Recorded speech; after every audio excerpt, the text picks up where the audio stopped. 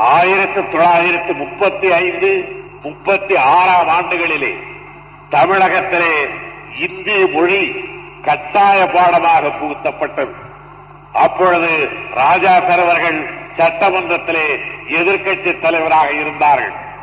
நாங்கள் எல்லாம் அப்பொழுது தமிழர் மன்றங்கள், தன்மார மன்றங்கள், திராவிடர் கழகங்கள் என்ற பல்வேறு அமைப்புகளாலே நாங்கள் கிளர்ச்சியை நடத்தி இந்திய எதிர்ப்பு போராட்டம் நடத்த வேண்டும் என்று நாங்கள் ஏற்பாடுகளை செய்தோம். சென்னையில் ஒரே ஒரு தெருதான் நீண்ட நெடுஞ்சாலையாக இருப்பது. திருவொற்றியூர் கோடியிலே இருந்து சென்னையில உள்ள மத்திய மருத்துவமனை வரையில் ஒரு நீண்ட தெரு இருக்கின்றது. அந்த தெருவிலே முக்கால் பகுதிக்கு தம்முடைய தோளில் பெரியதோர் தமிழ் கொடியை தாங்கிக் கொண்டு ராஜாசர் அவர்கள் நடந்தே ஊர்வலத்தில் இந்தி ஒழிக, தமிழ் வாழ்க என்று முழக்கமிட்டுக் கொண்டு வந்தார்கள். முழக்கமிட்டுக் கொண்டு வந்தார்கள் என்று நான் இறந்த காலத்தில் வைத்திருப்பதாலே இப்பொழுது வரமாட்டார்கள் என்று யாரும் கருத தேவையில்லை. அவர்களுக்கு எப்பொழுதும் தொடர்ந்து 3 கருத்துக்கள் அவரிடத்தில் இருந்து வந்திருக்கின்றன. ஒன்று, தமிழ் மொழியிடத்தில் தளராத நம்பிக்கை. இரண்டாவது, ஆங்கில மொழி இன்றியமையாதது என்ற ஒரு கருத்து. மூன்றாவது, தமிழகத்தினுடைய பொருளாதார வளம் இந்திய பேரிடத்திலே போராடி பெறப்பட வேண்டும் என்ற 3 கருத்துக்கள். இந்த 3 கருத்துக்களை அவர்கள் கிட்டத்தட்ட 30 ஆண்டுகளாக தமிழகத்திலே வலியுறுத்திக் கொண்டு வருகின்றார்கள். இதுல ஒரு கருத்தை தான் நான் இப்பொழுது எடுத்துச் சொல்லுகிறேன், மொழியை பற்றிய கருத்தை. இப்பொழுது ஆங்கிலமும் தமிழும் நம்மிடத்தில் இருக்கின்ற நேரத்தில் இந்தியை இணைப்பு மொழியாக கொள்ள வேண்டும் என்று நமக்கு அறிவுறுத்துகிறார். பெரியவர்கள் சொல்வதாலே சொல்லுகிறார்கள் என்று மட்டும் சொல்லக்கூடாது, அறிவுறுத்துகிறார்கள் என்றுதான் சொல்ல வேண்டும். அது உண்மையிலே அறிவின்பாற்பட்டதானால் ஏற்றுக்கொள்வதில் தமிழன் எப்பொழுதும் தயக்கம் காட்ட மாட்டான். ஏனென்றால் தமிழன் தான் சொன்னான், யாதும் ஊரே யாவரும் கேளீரன். இதுவாக இருந்தாலும் என்னுடைய நாடுதான், எல்லோருமே என்னுடைய உறவினர்கள் தான் என்று 3000 ஆண்டுகளுக்கு முன்னாலே எடுத்துச் சொன்னவன் தமிழ் மகன் ஒருவன் தான். ஆகையினால் அறிவு எங்கிருந்து வந்தாலும் அதை ஏற்றுக்கொள்ள தமிழன் தயாராக இருக்கிறான். ஆனால் இடம் உயர்ந்தது என்பதாலே அது அறிவுடையது என்ற தத்துவத்தை தமிழர் ஒப்புக்கொள்ள மாட்டான். மாடியின் மேலே இருந்து கொண்டு உங்களுக்கு மலர் செண்டையும் வீசலாம். மாடியின் மேலே இருந்து கொண்டு அங்கே கூட்டிவிட்ட குப்பையையும் கொட்டலாம். மாடியிலிருந்து கொட்டப்படுவதாலேயே அது உயர்ந்த பொருளாக இருக்கும் என்று யாராவது சொல்வார்களானால் அது உண்மையிலேயே ஏற்புடையதாகாது. ஆகையினால் தரப்படுகின்ற பொருள் எப்படிப்பட்டது என்பதைத்தான் கவனிக்க வேண்டுமே தவிர அது எங்கிருந்து தரப்படுகிறது என்பது முக்கியமானதல்ல. அதனால்தான் நக்கீரன் சொன்னான், நெற்றிக்கண்ணை காட்டிடனும் குற்றம் குற்றமே என்று சொன்னான்.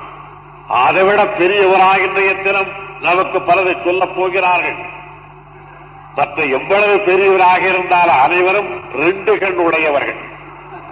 சிலருக்கு அந்த 2 கண் கூட சரியாக இருப்பதில்லை. 3 கண்ணை காட்டிய பொழுதே குற்றம் என்றால் குற்றம்தான் என்று சொன்ன மரபின் வழி வந்து கொண்டிருக்கிற நாங்கள் இந்தியாவினுடைய ஒற்றுமைக்காக இந்தியை புகுத்துகிறோம் என்று சொல்வார்களானால் அதிலே அறிவு இருப்பதாக ஏற்றுக்கொள்ள நம்மாலே முடியவில்லை. அதில் ஆங்கிலத்தில் குறிப்பிடுகிறார்கள், நமக்கு ஒரு இணைப்பு மொழி வேண்டாமா, லிங்க் லாங்குவேஜ் வேண்டாமா என்கிறார்கள். இந்த இணைப்பு என்பதற்கு உள்ள பொருளை பெரியவர்கள் சற்று விளக்கினால் நல்லது என்று கருதுகிறேன். இணைப்பு என்றால் என்ன? 2 தனி மனிதர்களுக்கு பல்வேறு துறைகளாலே இணைப்பு ஏற்படலாம். நம்முடைய CVCT அவர்கள் வியாபார சம்பந்தமாக பிரான்ஸ் நாட்டுக்கு போனால் அங்கே உள்ள பிரெஞ்சு வியாபாரிக்கும் டிவி அவர்களுக்கும் ஒரு இணைப்பு ஏற்படும். அது எத்தனை நாள் இணைப்பு? இவர் இழுத்த இழுப்புக்கு அவர் வருகிறாரா, அவர் இழுத்த இழுப்புக்கு இவர் வருகிறாரா என்ற அந்த நாள் வரையில் தான் அந்த இணைப்பு இருக்கும். அந்த இணைப்புக்கு இவருக்கு தேவைப்படுவதென்ன? ஒரு 10-15 பிரெஞ்சு வார்த்தைகள். அவர்களுக்கு தேவைப்படுவதென்ன? இவருக்கு தெரிந்த சில வார்த்தைகள். அந்த அளவுக்குத்தான் அவருக்கு இணைப்பு மொழி தேவை. அவர் பிரான்ஸ் நாட்டுக்கு போகாமல் பெல்லாரிக்கு போகிறார், கர்னூருக்கு போகிறார் என்று வைத்துக் கொள்ளுங்கள். அங்கே உள்ளவர்களுக்கு டிவி சீட்டிக்கும் எது இணைப்பு மொழி? தெலுங்கு இணைப்பு மொழி. இங்கிருந்து போகிற பொழுதே கொஞ்சம் அக்கறையோடு 4-5 வார்த்தைகளை கவனத்தை வைத்துக் கொண்டு பார்த்த உடனே சௌக்கியங்கா உண்ணாரா அது இணைத்துவிடும். அதை போல அவர் மைசூருக்கு போகிறார் என்றால் ஒரு 10-15 கன்னட வார்த்தை இருந்தால் இணைப்பு ஏற்பட்டுவிடும். கேரளத்துக்கு போகிறார் என்றால் ஒரு 10-20 மலையாள மொழி இருந்தால் இணைத்துவிடும். மலையாள மொழி கூட வேண்டாம், தூய தமிழ் இருந்தால் அதுவேதான் மலையாளம், அங்கே பேசிவிட்டு வந்து விடலாம். ஆகையால் அந்த இணைப்பு மொழி என்பது ஒவ்வொருவருக்கு ஒவ்வொரு காலத்தில் ஒவ்வொரு துறையின் அளவுக்கு இணைப்பு மொழி தேவைப்படுகிறது. இதற்கு இந்தியா முழுவதற்கும் ஒரு இணைப்பு மொழி தேவை என்றால் இவர் காரைக்குடியில இருந்து ஒரு 20,000 பேர் கிளம்பி ஒவ்வொரு நாளும் கல்கத்தாவுக்கு போவதை போலவும், கல்கத்தாவில இருந்து ஒரு 60,000 பேர் கிளம்பி பம்பாய்க்கு செல்வதைப் போலவும், பம்பாயிலிருந்து ஒரு 10,000 பேர் கிளம்பி அலகாபாத்துக்கு போவதைப் போலவும், அலகாபாத்திலிருந்து ஒரு 6,000 பேர் புறப்பட்டு அம்பா சமுத்திரத்துக்கு வருவதைப் போலவும், இவர்களெல்லாம் என்ன பேசுவதென்று தெரியாமல் இந்திய பேரரசை பார்த்து இணைப்பு மொழி வேண்டும், இணைப்பு மொழி வேண்டும் என்று எடுத்துக் கொண்டதைப் போலவும் இந்திய பேரரசை கருதிக் கொண்டு ஒரு இணைப்பு மொழி தருகிறோம் என்று எடுத்துச் சொல்வது பெரிய இடத்திலே இருந்து வருவதாலே நாம் சகித்துக் கொள்ளுகிறோமே தவிர, அதை சாதாரணமானவர்கள் சொன்னால் இது உள்ளபடி எவ்வளவு கேலி கூத்தார்கள் என்பதனை நாம் தெளிவாக எடுத்துச் சொல்லிவிடுவோம். ஆகையினால் இணைப்பு மொழி என்பது நிரந்தரமானதல்ல. அவரவருடைய நிலை, நினைப்பு, தொழில் வாய்ப்பு இவைகளுக்கு ஏற்ப இணைப்பு மொழி தேவை. நாம் எண்ணி பார்க்கலாம். வெள்ளைக்காரர்கள் இந்த நாட்டை கைப்பற்றி அரசாள ஆரம்பித்ததற்கு பதிலாக அவர்கள் வந்த காலத்திலே இங்கு வந்திருந்த பிரெஞ்சுக்காரர்கள் இந்த நாட்டில் பெரும்பகுதி அவர்கள் கைப்பற்றி இருந்திருப்பார்களானால் நமக்கும் பிரான்சுக்கும் தான் இணைப்பு அதிகம் இருந்திருக்கும். நமக்கு இங்கிலாந்துக்கும் அல்ல, நமக்கும் பிரான்சுக்கும் அந்த இணைப்பு ஏற்பட்டு இருந்திருக்குமானால் நமக்கும் பிரெஞ்சு மொழிக்கும் தான் அதிக தொடர்பு இருந்திருக்க முடியும். அப்பொழுது நமக்கும் அவர்களுக்கும் இணைப்பு மொழி பிரெஞ்சு மொழி என்றுதான் ஏற்றுக்கொள்ள வேண்டி வந்திருக்கும். ஆகையால் இணைப்பு மொழி என்பது அறுதியிட்டு உறுதியாக சொல்லத்தக்கதல்ல.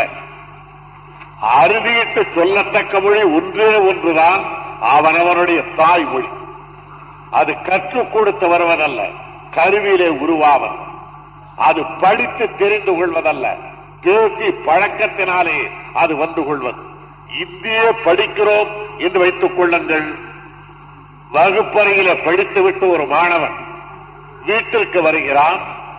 மறுபடியும் வகுப்பறைக்கு போகிற வரையில் அவருடைய காதில் அந்த மொழி ஒலி விழப்போவதில்லை, அவருடைய வாயில் அந்த எழுத்து வரப்போவதில்லை. உள்ளே நுழைகிற பொழுதே அம்மா என்று அழைத்துக் கொண்டு வருவான். அன்னையும் அவரை பார்த்து வாடா மகனே என்று அழைப்பார்கள். ஏதாவது தின்பண்டம் தருவார்களானால் தமிழ் பெயரோடு உள்ள தின்பண்டம் தான் அவரிடத்தில் தரப்படும். இதழ்கள் வருகின்றன என்றால் பிரித்தவுடனே தமிழ் மொழிதான் அவருடைய கண்களிலே தட்டுப்படும். அங்காடிக்கு செல்வாரானால் தமிழ் மொழிதான் பேசுவார்கள். ஆத்தோரத்துக்கு செல்வாரானால் தமிழ் மொழிதான் அங்கே இருப்பதை காணுகிறார். மறுபடியும் மறுநாள் பகல் வகுப்பறைக்கு போய் இந்திய ஆசிரியர் வந்து மணி 12 என்று கண்டு சரி எடு புத்தகத்தை என்றவுடன் அப்பொழுது கூட மறதி காரணமாக முதலில் தமிழ் புத்தகத்தை தான் எடுக்கிறான். அதற்கு பிறகுதான் இந்தி புத்தகமே கைக்கு தட்டுப்படுகிறது. இந்த நிலையில் எப்படி இந்தி வளரும்? நமக்கு சொல்லுகிறார்கள், நீ அக்கறையோடு படித்தால் அந்த மொழி சுலபத்திலே வந்துவிடும் என்கிறார்கள். ஒரு மொழி அதில் அறிவு பெற வேண்டும் என்றால் படிப்பதால் மட்டுமல்ல, பழகு மொழியாக இருக்க வேண்டும். பழக்கத்திலே அந்த மொழி இருக்க வேண்டும். அப்படி பழகு மொழியாக இருக்கத்தக்கது நமக்கு தாய்மொழியான தமிழ் மொழியும் 200 ஆண்டுகளாக நம்மோடு இருந்து வருவதாலே நம்முடைய தோழமை மொழி என்று ஆகியிருக்கின்ற ஆங்கில மொழியும் தான் பழகு மொழியாக, இணைப்பு மொழியாக இந்த எத்தனை இருக்க முடியுமே தவிர இந்தியின் மூலம் இணைப்பை ஏற்படுத்தலாம் என்ற எண்ணமே தவறானதாக. நீங்கள் எந்த புத்தகத்தை எடுத்துக் கொள்ளுங்கள், புத்தகங்களில் பக்கங்கள் எல்லாம் இணைக்கப்பட்டிருக்கின்றன. ஆனால் ஒரு பக்கத்திலே தான் இந்த இணைப்பு இருக்கிறது. புத்தகத்தில் பக்கங்கள் இணைத்திருக்க வேண்டும் என்று சொல்லி 4 பக்கத்தில் தையல் போட்டு இப்பொழுதுதான் புத்தகம் இணைந்து இருக்கிறது என்று ஒரு சொல்ல மாட்டார். அது ஏடுகள் ஆங்காங்கு சிதறிவிடாதபடி ஒரு பக்கத்தில் தையல் போட்டு தேவைப்பட்ட பொழுது தேவைப்பட்ட பக்கத்தை படிப்பதற்கேற்ற முறையில் மறுபக்கங்கள் விடுவிக்கப்பட்டிருந்தால்தான் அதை புரட்டி படிக்கலாம். அதை போலத்தான் ஒற்றுமை என்பதும் இணைப்பு என்பதும் 4 பக்கத்திலும் கட்டு போடுவதல்ல. அது பீந்து போகாமல் பார்த்துக் கொள்ள வேண்டும். அதற்கு மொழி அல்ல முக்கியம், மனம் முக்கியம். சீனாக்காரன் படையெடுத்தான், இந்தியிலே பேசியா நாமெல்லாம் ஒன்றுபட்டோம். பாகிஸ்தான் படையெடுத்தது, இந்தி படித்தவர்கள் மட்டும்தான படைபலத்திற்கு போனார்கள். போனவர்களிலே பல பேருக்கு இந்தி தெரியாது என்பது மட்டுமல்ல, பிடிக்கக்கூட செய்யாது. ஆகையினால் ஒற்றுமைக்கு அடிப்படை மொழி கூட அல்ல, அதிலும் திடீரென்று வருகின்ற மொழி கூட அல்ல, அதிலும் நம்முடையது அல்ல என்று நம்முடைய உள்ளம் ஒவ்வொரு கடவுள் சொல்லிக் கொண்டிருக்கின்ற இந்திய மொழியாக அது இருக்க முடியாது. ஒரு வடநாட்டு பெரியவர் என்னிடத்தில் மிகுந்த என்னை பாராட்டிவிட்டு சொன்னார், நீங்கள் முயற்சி செய்தால் 3 மாதத்தில் இந்தியை படித்து விடலாம் என்றார். நான் ஒப்புக்கொண்டேன், ராமாமையா 3 மாதத்தில் படித்து விடலாம் என்று. என்ன என்றார், அதற்கு மேலே படிப்பதற்கு அந்த மொழியில என்ன இருக்கிறது?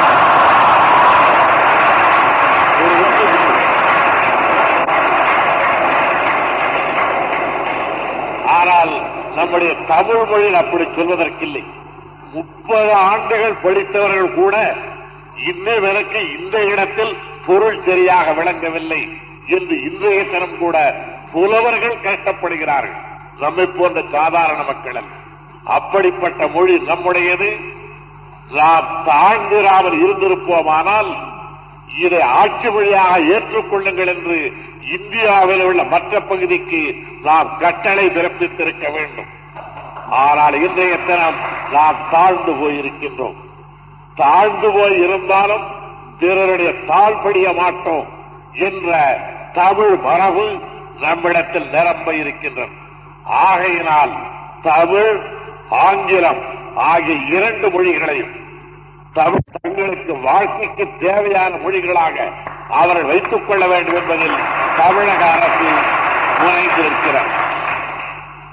இணைப்பு மொழி வேண்டாமா என்பவர்களுக்கு ஆங்கிலம் இந்தியாவிலே கல்கத்தாவுக்கும் காவேரி பட்டணத்திற்கும் பம்பாய்க்கும் அம்பாசமுத்திரத்திற்கும் அது இணைப்பு மொழியாக இருக்குமானால் அதை வெளிநாடுகளுக்கு இணைப்பு மொழியாக வைத்துக் கொண்டிருப்பதைப் போலவே இந்த இடத்திற்கு ஏன் வைத்துக் கொண்டிருக்க கூடாது? இப்பொழுது இங்கே இருக்கின்ற இந்த வாயற்படியில் நான் நுழையத்தக்க அளவுக்கு இந்த வாயற்படி இருக்குமானால் என்னுடைய மகனுக்கென்று சரியான வாயற்படியா வைப்பேன். நான் போகிற வழியாக அவனும் வருவான். அதை போல உலக நாடுகளோடு இந்தியா இணைந்திருப்பதற்கு ஆங்கிலம் பயன்படுமானால் இந்தியாவில் ஒரு பகுதிக்கும் இன்னொரு பகுதிக்கு இணைப்புக்கு தனியாக ஒரு மொழியே. சாதாரண பழமொழி சொல்லுவார்கள், கிராமப்புறத்தில் பூனைக்கு ஒரு வழியும் அதன் குட்டிக்கு ஒரு வழியும் வேண்டுமா என்பார்கள். ஒரு சுவற்றை துளைத்துக் கொண்டு ஒரு பூனை அப்புறத்திற்கு செல்ல வேண்டுமானால் அந்த தாய்ப்பூனை போகின்ற அளவுக்கு ஒரு துவாரம் கிடைத்து விட்டால் அதன் வழியாக அதனுடைய குட்டிகளும் போகும். இது தாய் நுழைய வேண்டிய ஓட்டை குட்டிக்கு இன்னொன்று தோன்றுகிறேன் என்று பூனை சொல்லார். அதே போல உலகத்தோடு இணைந்திருப்பதற்கு ஆங்கிலம் போதுமானதென்றால் இந்தியாவில் பல பகுதிகள் ஒன்றாக இணைவதற்கு அந்த வழி இருந்தால் என்ன? இந்த சாதாரண வாதத்தை ஒப்புக்கொள்ள மறுப்பதற்கு 3 காரணங்கள் இருக்கலாம். ஒன்று, அவர்கள் இருக்கிற இடம் உயர்ந்தது என்பதாலே. இன்னொன்று, அவர்கள் சொல்லுபவர்களாகவும் நாம் கேட்டுக்கொள்பவர்களாகவும் இருப்பதாலே. மூன்றாவது, நாம் எதை சொன்னாலும் நம்பி விடுவோம் என்ற கருத்து இருப்பதாலே. ஆனால் தமிழகம் இந்த 3ஐயும் ஒப்புக்கொள்ள மறுக்கிறது என்பதை நன்றாக மெய்ப்பித்திருக்கின்றோம். அதை நீங்கள் மெய்ப்பிக்கின்ற வகையில் தமிழிலும் ஆங்கிலத்திலும் தனிப்புலமை பெற வேண்டும். தமிழ் மொழி வளர வளர ஆங்கில அறிவு குறைய வேண்டும் என்று எண்ணக்கூடாது. நான் தெளிவாக ஒன்று சொல்லுவேன், நம்முடைய தமிழ் மொழியின் தரம் உயர்த்தப்படுவதற்கு வேறு எந்த மொழியாகிலும் நமக்கு பயன்படக்கூடுமானால் உலகில் உள்ள மொழிகளில் ஆங்கிலம் ஒன்றுதான் நமக்கு பயன்பட முடியும். வேறு எந்த மொழியிடத்திலேயும் நாம் கருத்தை கடன் வாங்க தேவையில்லை. ஏன் ஆங்கில மொழியை மட்டும் நான் குறிப்பிடுகிறேன் என்றால் அது ஒரு மொழி மட்டுமல்ல. வேறு எந்த மொழியிலே வந்த கருத்தையும் 24 மணி நேரத்தில் ஆங்கிலத்திலே கொண்டு வந்து விடுகிறார்கள். வேறு எந்த மொழி நூலையும் ஆங்கிலத்திலே மொழிபெயர்த்து விடுகிறார்கள். நீங்கள் கேட்டால் வியப்படைவீர்கள். ஒரு காலத்தில் நெப்போலியன் என்ற பெயரை சொன்னால் இங்கிலாந்து நாட்டில் அழுத குழந்தைகள் பயத்தினாலே வாய் மூடும். இங்கிலாந்து நாட்டின் பெரும் பகைவன் என்று நெப்போலியன் கருதப்பட்டான். அப்படிப்பட்ட நெப்போலியனுடைய வாழ்க்கை வரலாறு பிரெஞ்சு மொழியிலே உள்ள நூற்களை விட ஆங்கில மொழியிலேதான் அதிகமான நூற்கள் இருக்கின்றன. அவர்கள் ஒரு விந்தை மனிதர்கள். தங்களுக்கென்று சொந்தத்திலே இருந்தது மிக கொஞ்சம். ஆனால் உலகத்திலே கிடைத்ததையெல்லாம் திரட்டிக் கொண்டு வந்து தங்கள் மொழியின் மூலம் தங்களுடையதாக்கிக் கொண்டார்கள். ஆகையால் தான் அந்த ஆங்கில மொழியின் துணை தமிழ் வளர்வதற்கு நமக்கு மெத்த பயன்படும் என்று நான் கருதுகின்றேன். அந்த அளவுக்கு இந்தியாவில் வேறு எந்த மொழியிடத்திலேயும் நாம் கடன் வாங்க வேண்டிய அவசியமில்லை. அதில் இந்திய மொழியிடத்தில் நாம் எதை கடன் வாங்குவது? போன வருடம் வரையில் இந்தியில மொழிபெயர்ப்பு செய்கின்ற துறையினருக்கு இருந்த பெரிய ஒரு பிரச்சனை, ஆங்கிலத்தில் சொல்லுகிறார்கள் ஸ்டேஷன் மாஸ்டர். அதற்கு என்ன பொருள், என்ன பதம் கண்டுபிடிக்கலாம் என்று 2 வருடத்திற்கு முன்னாலே இந்திய பண்டிதர்கள் மெத்த சிக்கலுக்கு ஆளாகி இருந்தார்கள்.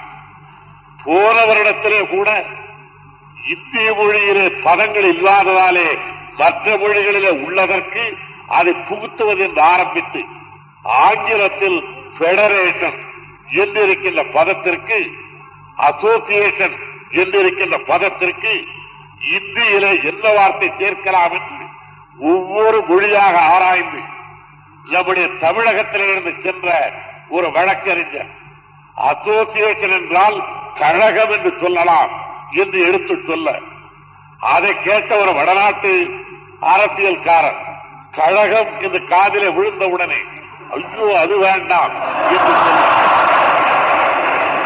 அதற்கந்த தமிழ்நாட்டுக்காரர் கழகம் என்றால் நீங்கள் ஏதோ அரசியல் கட்சி என்று கருதாதீர்கள், கண்ணுதற் பெருங்கிடவுள் கழகமோடு அமர்ந்து பாடலை சொல்ல டிஎம்கே இப்பொழுதுதானே ஆரம்பித்தார்.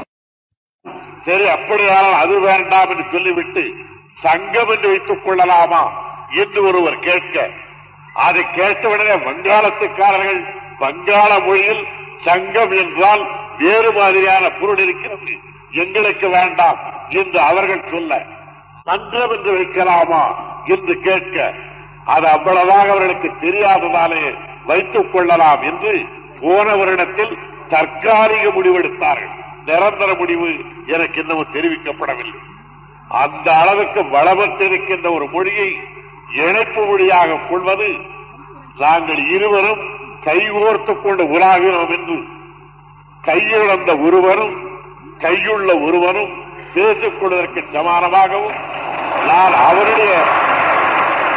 அவன் என்னை அழைத்துக் கொண்டு சென்றான் என்று விழியிழந்த ஒருவனை காட்டி விழி உள்ளவன் நான் அவன்தான் எனக்கு வழிகாட்டுவான் என்று சொல்வதைப் போலவும் எருக்கும் பூவை மாலையாக தொடுத்து இந்த மல்லிகைக்கு என்ன பெயர் வைக்கலாம் என்று வீதியில உலாவதைப் போலவும் ஏரி கூத்தாகுமே தவிர உண்மையானதாகாது.